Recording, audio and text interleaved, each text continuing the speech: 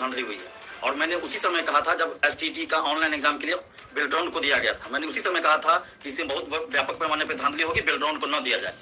और इस धांधली में सिर्फ बेल्ट्रॉन ही जिम्मेवार नहीं है या शामिल नहीं है, इसमें बीएसईबी भी शामिल है और शिक्षा मंत्री भी शामिल है। अभी आप देखिए, पैसे कॉल करके अभ्यर्थियों को कॉल करके पैसा मांगा जा रहा है कि आप 2 लाख दीजिए, किसी को 2.5 लाख बोला जा रहा है, आपका नियोजन इकाई में आपका मेरिट में नाम आ जाएगा, आपका सिलेक्शन हो जाएगा शिक्षक में।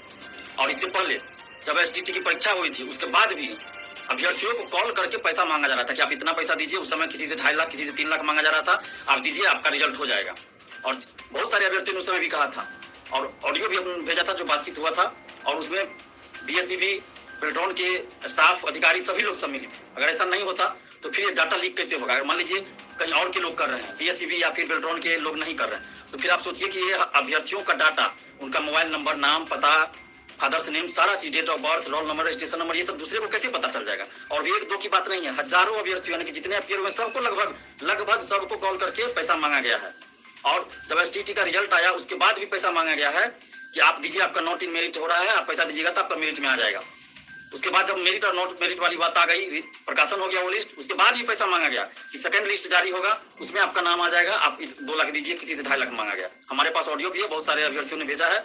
और अभी जब नियोजन की बात हो रही है तो अभी पैसा मांगा जा रहा है कि आप इतना पैसा दीजिए, आपका नियोजन में हो जाएगा, नियोजन इकाई में आपका लिस्ट में नाम आ जाएगा। तो आप सोचिए कि ये सब कैसे हो रहा है। तो ये बहुत बड़ा जो है भ्रष्टाचार है, बहुत बड़ी धांधली है, लेकिन सरकार इस पे चुप्पी साधे हुई है। नीतीश जी धृतराष्ट्र बने हुए हैं, तमाम सबूत रहने के बाद भी न कोई जांच होती है, न कोई कार्रवाई होती है। और इससे पहले मैट्रिक इंटर में भी हर साल कई वर्षों से कॉल करके पैसा मांगा जाता है। तो आप सोचिए कि वही बीएसईबी ने ये एसटीटी कंडक्ट करवाया है तो किस तरह से करवाया होगा। उसके बाद शिक्षा मंत्री की भी इसमें संलिप्तता लग रही है, क्योंकि जब 12 मार्च को पहली बार रिजल्ट घोषित हुआ एसटीटी का, तो कहा, शिक्षा मंत्री ने खुद कहा उतना ही रिजल्ट दिया गया है जितनी वैकेंसी है और सबकी नौकरी पक्की है। 21 जून को जब रिजल्ट कुछ और सब्जेक्ट, 3 सब्जेक्ट का जो बाकी था वो जारी किया गया और मेरिट लिस्ट वाली बात आई, इन मेरिट और नॉट इन मेरिट वाली बात, तो उसके बाद बोलते हैं कि सबके वैलिडिटी लाइफ टाइम है, ये पात्रता परीक्षा है और इसकी वैलिडिटी लाइफ टाइम है, जो ये लाइफ टाइम जो अप्लाई कर सकते हैं। तो आप सोचिए कि 2011-12 के बाद शिक्षक की बहाली अब हो रही है, तो ये लाइफ टाइम जो है ये वैलिडिटी लेके क्या करेंगे सर्टिफिकेट का? और शिक्षा मंत्री ने ये नहीं कहा, ये नहीं बताया, या बीएसईबी ने या शिक्षा विभाग ने अभी तक ये बात नहीं बताई, ये आंकड़ा जारी नहीं किया कि 12 मार्च को जब 24,599 लोगों का रिजल्ट हुआ था एसटीटी में, फिर 21 तारीख को भी मेरिट में उतने ही लोग थे, तो फिर नॉन मेरिट में जो हजारों अभ्यर्थी बाहर हुए तो उनकी जगह पे किसको लिया गया और कितना पैसा लेके लिया गया और कितने लोगों को इन कराया गया, ये डाटा तो अभी तक नहीं दिया गया है। और 2011-12 वाले को अगर कह रहे हैं कि इसमें इन कराया गया तो कितने ऐसे लोगों को इन कराया गया, और ऐसे लोगों को इन कराया गया तो 2019 परीक्षा जो है एसटीटी, उसमें तो अपियरिंग कैंडिडेट में आप शामिल नहीं कर सकते हैं या रिजल्ट में शामिल नहीं कर सकते हैं, आप नियोजन में भले शामिल कर दीजिए, लेकिन एसटीटी 2019 जो परीक्षा हुई उसके रिजल्ट में या उसके मेरिट में तो आप शामिल नहीं कर सकते ना, आप नियोजन में शामिल कर सकते हैं। तो ये शिक्षा मंत्री का बात जो है बार बार चेंज होते जा रहा है, बार बार ये अपनी ही बात से कायम नहीं रहे, अपनी ही बात को बदलते रहे, तो कहीं ना कहीं इनकी भी संलिप्तता नजर आ रही है। और ये वही आदमी है शिक्षा मंत्री जो जब विधानसभा अध्यक्ष थे तो मार्च 2020 में जब दरोगा बहाली में धांधली की सीबीआई जांच की बात आई थी सामने, और विधायकों ने जब इस मुद्दे को उठाया तो उन विधायकों को बोलने नहीं दिया गया, उनको बैठा दिया था, इन्होंने ही, विधानसभा अध्यक्ष थे उस समय, और ये खुद बोले थे कि ये कोई मुद्दा नहीं है, ये सब कोई मुद्दा नहीं है, यानी कि दरोगा बहाली में धांधली हो रही है, पर्याप्त सबूत दे रहे हैं हम लोग, और उसके लिए जांच की बात जब विधानसभा में कोई विधायक कर रहे हैं तो ये बोल रहे हैं विधानसभा अध्यक्ष थे तो कि कोई मुद्दा नहीं है सब।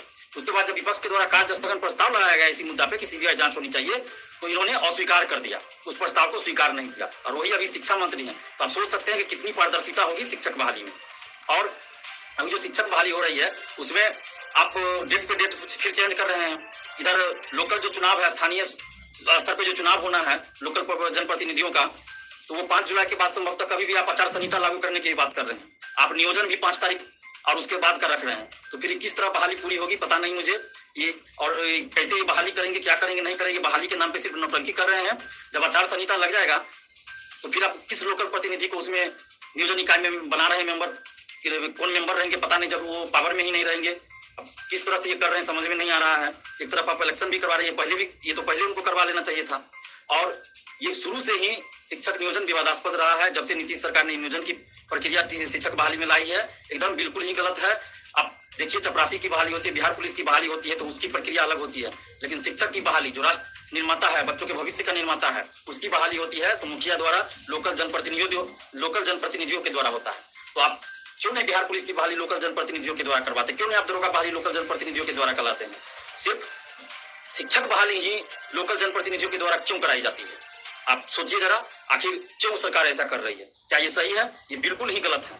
जब दरोगा बहाली, बिहार पुलिस की बहाली जिस तरीके से होती है, उसी तरीके से शिक्षक बहाली क्यों नहीं हो सकती? लेकिन सरकार शिक्षा के प्रति सजग नहीं है, बल्कि शिक्षा को बर्बाद करना चाहती है। इसलिए ये नियोजन पद्धति लेके आई है, ताकि शिक्षकों को बंधुआ मजदूर बना के रखा जा सके और सिर्फ नाम के लिए उनको नौकरी दिया जाए और लोगों को लगे कि लाखों लोगों को नौकरी दी गई है।